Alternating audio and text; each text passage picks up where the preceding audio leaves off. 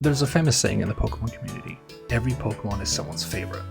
Unless you're Trumbeak, who still sits at the bottom of the least visited Pokemon articles in 2026.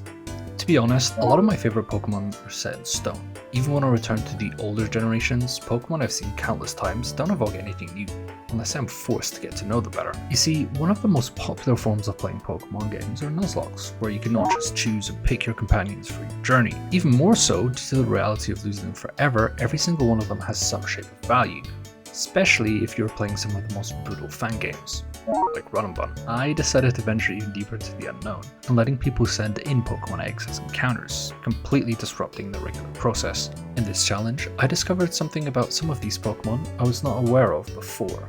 A fresh view on what makes a Pokemon qualify as one of my favorites.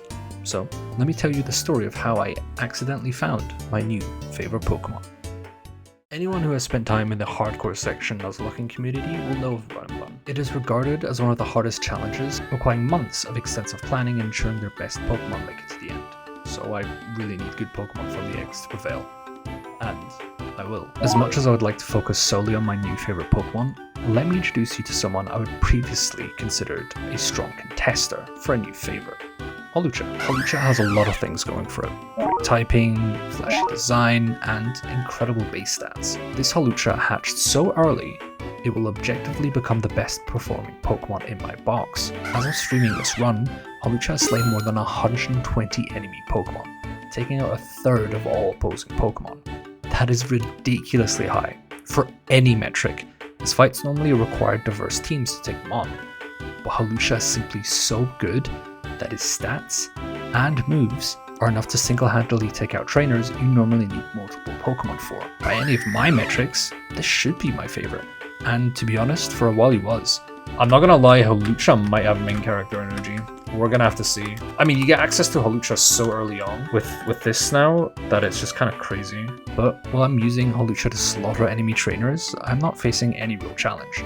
I have to wait for a challenging fight for me to overcome nearly breaking the A button, even the notorious run killer Brawly to stop my favoritism. Hawlucha plays a key role, as it is able to take out Cubfoo and Combusken, as other, in my eyes, lesser Pokemon play supportive roles, letting Hawlucha take center stage. And Hawlucha's dominance won't end there. It continues shredding Pokemon apart on the route to the second gym. But this is where my mind will begin to shift. It is around this time I'm forced to take a closer look at the Pokemon at my disposal. Roxanne is actually incredibly volatile, even with really good Pokemon. Her team consists of one large threat that I need to take care of, Zygarde. As it is quad weak to ice, Hawlucha with Triple Axle will tear this thing apart. But my previous mindset of strong equals good equals favorite will be challenged here. Hawlucha enters the battlefield against the Zygarde and immediately takes a huge amount of damage. By consuming its berry juice, it triggers its Unburden ability, becoming incredibly fast. All I need to do now is hit one Triple Axle.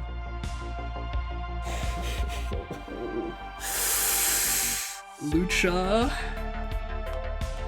Hit this. Okay, dodge crit.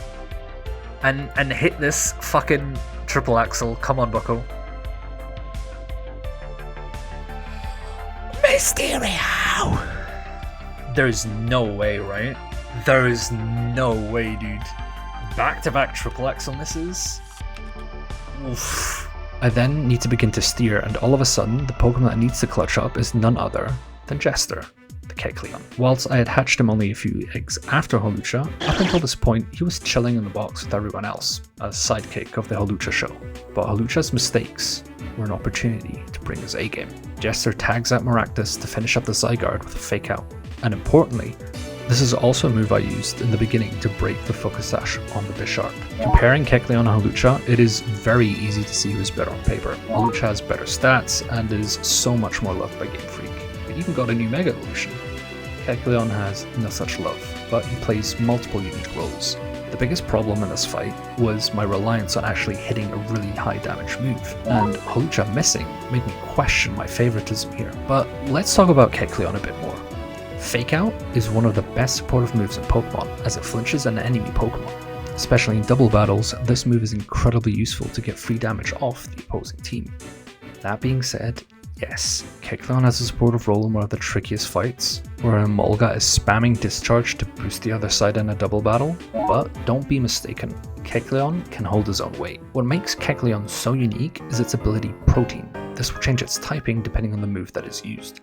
So, when Kecleon is against the Gothitelle with Shadow Tag, it immediately has 3 large advantages. 1. With access to Sucker Punch, Drain Punch, and Shadow Sneak, it can constantly change its type to force the Gothitelle to act differently. 2. Shadow Sneak does guaranteed damage as it can also Calm Mind. And lastly, when it changes to a Ghost type, it can always switch to Safety. Not only that, but by changing its typing, it can also bait in specific Pokemon that helps my overall strategy. Importantly, all things Hawlucha cannot do. Kecleon may not get as much screen time as Hawlucha, but I constantly find myself asking if Kecleon can be of help. Kecleon can mimic Hawlucha's ability to take out trainers single-handedly, but only under very specific conditions, whereas Hawlucha can do so seemingly at will. On my way to Watson, Kecleon is my only fake-out user, without which I cannot overcome another electric fight riskless. His ability to soak up pressure, allowing others to shine, is his key trait, and this makes him a key member on a lot of my teams that I bring to fights. Kecleon is actively helping everyone, not stealing the show with flashy damage or insane moves, but don't be mistaken, Protein and his moveset is enough to take on Pokemon even the mighty Hawlucha cannot. After defeating Watson, it's now time to take on Norman, the biggest threat of the early game. In his fight, there are 2 main threats you need to deal with. The main threat is Mega Pidgeot, and neither Hawlucha nor Kecleon can take on the mighty bird. The second biggest threat is Meloetta. Meloetta can change its form with Relic Song, then outspeeding everything in my box. But funnily enough, this Kecleon is the exact answer to this mythical. He may be a Jester, but he's not joking around. Kecleon will run laps around this Meloetta. This showcases why Kecleon is so interesting. It can constantly switch its immunities and basically be in no trouble whatsoever. Now I Shadow Sneak. It's not going to affect the Meloetta, but that's not why we're clicking it. We're changing our type to Ghost, which means Close Combat doesn't do jack shit. This now means that Meloetta can only ever click Zen Headbutt. So we're going to Sucker Punch and change our type to Dark. Zen Headbutt? Yeah, so Kecleon's just straight up broken because we can just change our type back and forth to immunities, so Jester is just crazy. After beating Norman, I emulate this exact strategy to take on the Winstrait's Mega Medicham by Shadow Sneaking, forcing the Mega Medicham to crash when it clicks High Jump Kick. It is at this point I acknowledge that Jester's ability to change its typing makes it so much more interesting and eventually makes my mind shift.